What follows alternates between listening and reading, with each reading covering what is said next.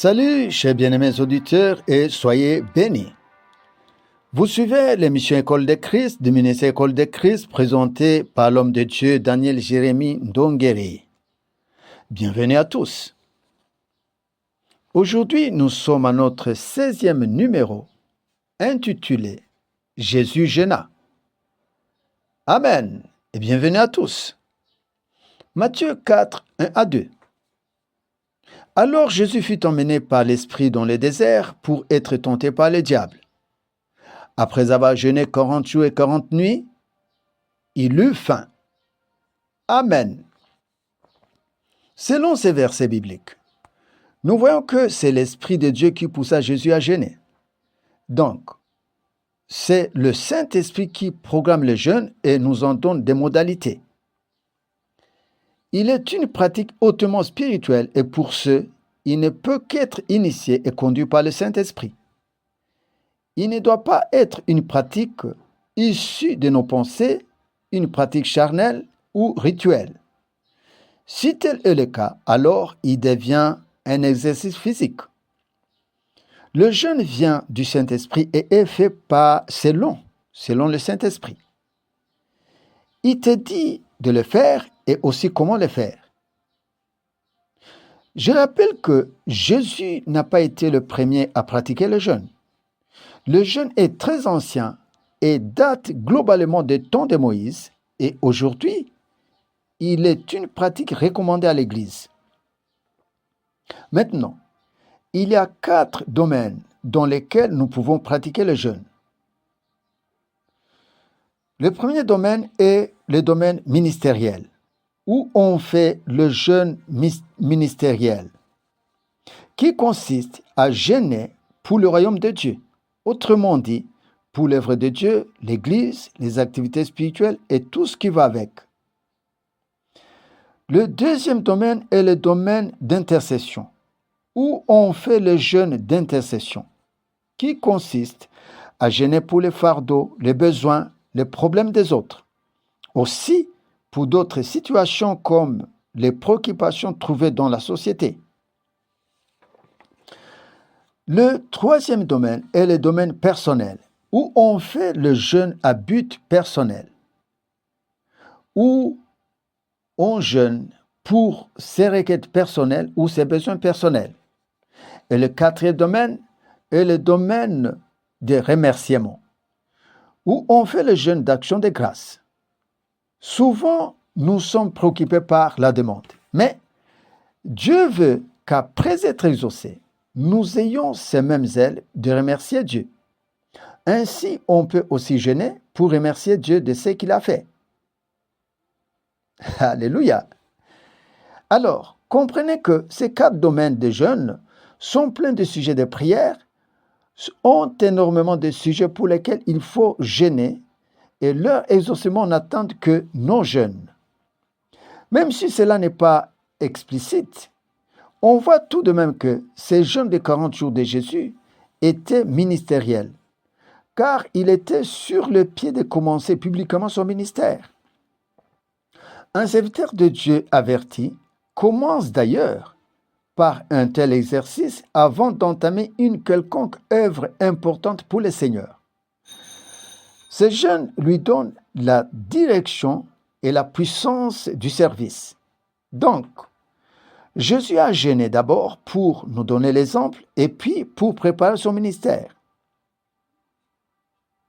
Mais pourquoi jeûner? Question importante. La première raison, c'est une pratique que Dieu a tout simplement voulu, un sacrifice qui plaît à Dieu. Nous n'allons pas alors priver à Dieu ce qu'il aime. C'est bien normal. Deuxième raison, Dieu en fait une condition d'exaucement.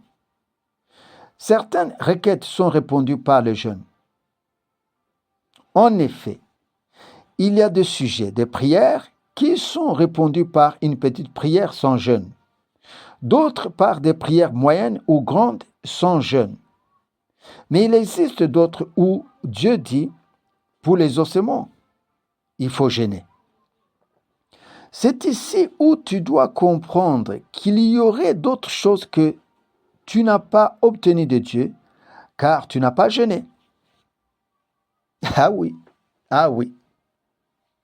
La troisième raison, le jeûne, comme le jeûne est une pratique spirituelle, justement, il contribue à la croissance de l'esprit et de la vie spirituelle au détriment de la chair.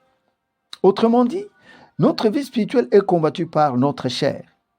Et le jeûne combat efficacement cette chair pour promouvoir l'esprit.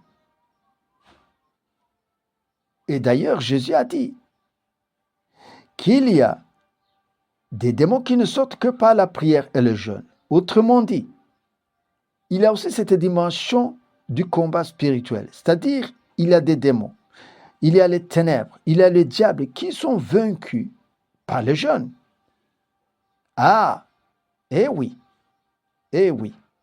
Ainsi, bien-aimé, si tu veux évoluer spirituellement, n'oublie pas de jeûner.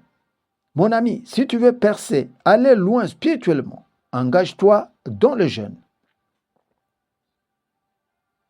Autre question importante. Quelles sont les modalités du jeûne? Comment les faire? Premièrement, sa durée doit être déterminée par le Saint-Esprit. Deuxièmement, tu peux jeûner sans rien avaler. Ce que nous appelons souvent le jeûne à sec. Tout comme tu peux prendre seulement quelque chose de léger comme de la boisson, des fruits, du potage, de la bouillie, etc. Tout comme tu peux diminuer très sensiblement à tes repas quotidiens. Ne vous en faites pas. Quand vous vous engagez dans le jeûne, vous êtes disposé à le faire. Dieu vous dira comment le faire. Alléluia. Maintenant, pendant le jeûne, on se concentre plus au spirituel. On prie plus, on médite plus. Dans la mesure du possible, on se détache momentanément de ses trains quotidiens ou de son milieu habituel pour s'isoler. C'est ce que nous appelons souvent la retraite. Bien-aimé dans le Seigneur, tu dois t'engager au jeûne, car Dieu te le demande et c'est pour ton bien. Sois disposé à le faire. Il y a des solutions des autres, des solutions au monde, à l'Église, même à toi-même, qui n'attendent que ton jeûne. Il y a des chrétiens qui ont été privés de certaines choses uniquement parce qu'ils n'ont pas jeûné. Quand nous jeûnons pour les autres et pour le royaume de Dieu, eh bien, Dieu nous en récompense. Vous comprenez que le jeûne est pour notre avantage. Maintenant, jeûner, le peux-tu ou non? Oui, tu le peux. C'est question de volonté et de décision. Et voilà tout. Le problème que les gens ont sur le jeûne est qu'ils sont moins instruits sur ces sujets. Aussi, ceux qui en sont instruits préfèrent leur confort charnel. Ils veulent prendre soin de leur chair, ne veulent pas peiner, ils ne veulent pas souffrir. Mais c'est le contraire que Dieu nous demande. Nous devons d'abord prendre soin de notre esprit, nourrir l'esprit. N'est-ce pas que Jésus a dit, chercherez d'abord le royaume et le reste après? Bien-aimé, ce ventre restera ici. Il faut accepter de porter la croix comme Dieu l'a recommandé. La Bible dit que celui qui perdra sa vie la sauvera et celui qui la sauvera la perdra. Ceci veut dire que quand pour le spirituel, pour la cause spirituelle ou du royaume, ta chair souffre et perd, tu gagnes plus dans le royaume des cieux. Il n'y a pas de perte. C'est comme cela que le jeûne, ce sacrifice de jeûne, n'est pas une perte, mais un avantage. Je sais qu'il y a ceux qui n'ont jamais jeûné, d'autres qui le font rarement, d'autres qui le font charnellement. Non, nous devons nous y engager. Le jeûne est une pratique spirituelle que la Bible recommande, que Dieu recommande, et il est pour notre bien. aucune perte dans le jeûne. Mais il y a des retombées spirituelles et des retombées éternelles. Bien-aimés, chers auditeurs, nous sommes dans la pratique de la vie de Jésus. Nous sommes dans l'exercice de la pratique de la vie de Jésus. Or, Jésus a jeûné. Faisons comme lui. Jeûnons.